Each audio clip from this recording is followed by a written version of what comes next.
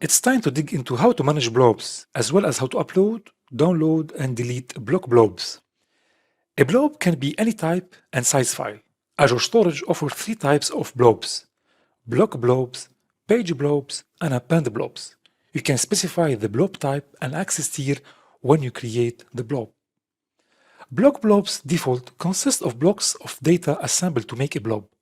Most scenarios using blob storage employ block blobs. Block blobs are ideal for storing text and binary data in the cloud, like files, images, and videos. Append blobs are like block blobs in that they are made up of blocks, but they are optimized for append operation, so they are useful for logging scenarios. Page blobs can be up to 8 TB in size and are more efficient for frequent read-write operations. Azure virtual machines use page blobs as operating system and data disks. It's important to remember, once the blob has been created, you cannot change its type.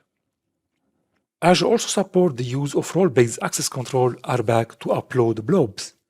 When you choose to upload a block blob, you can optionally expand the advanced section to configure other settings.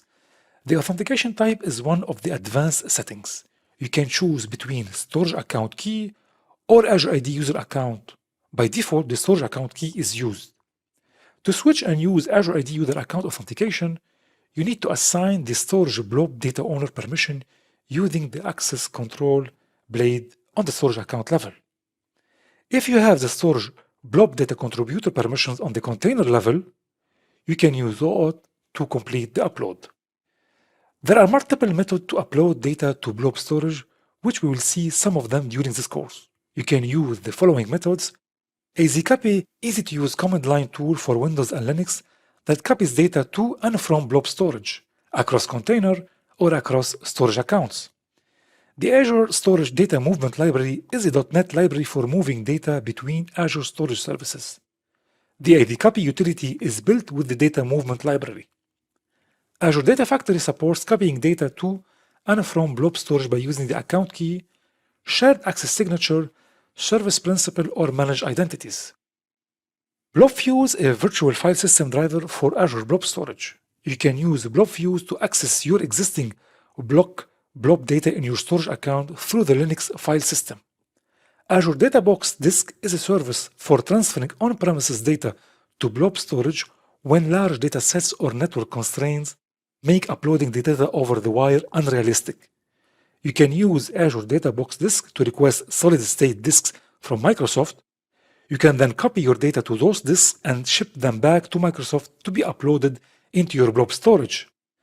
The Azure Import-Export service provides a way to export large amount of data from your storage account to the hard drives that you provide, and then Microsoft ships back to you with your data. And of course, you can always use the Azure Storage Explorer. Let's use the Azure portal to upload, download, and delete block blobs in the container that we created in the previous demo. To upload a block blob to your new container in the Azure portal, navigate to the container you created. Select the container to show a list of blobs it contains. This container is new, so it won't yet contain any blobs. Select the Upload button to open the Upload blade and browse your local file system to find a file to upload as a blob type. You can optionally expand the Advanced section to configure other settings. Select the Upload button to upload a blob. Upload as many blobs as you like. In this way, you will see that the new blobs are uploaded. You can download a block blob to display in the browser or save to your local file system.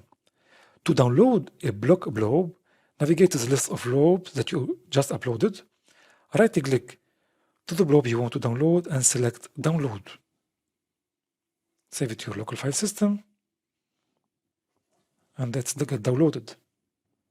To delete one or more blobs in the Azure portal, navigate to the container, display the list of blobs in the container, use the checkbox to select one or more blobs from the list, select the Delete button, and confirm the deletion and indicate whether you want also to delete the blob snapshots.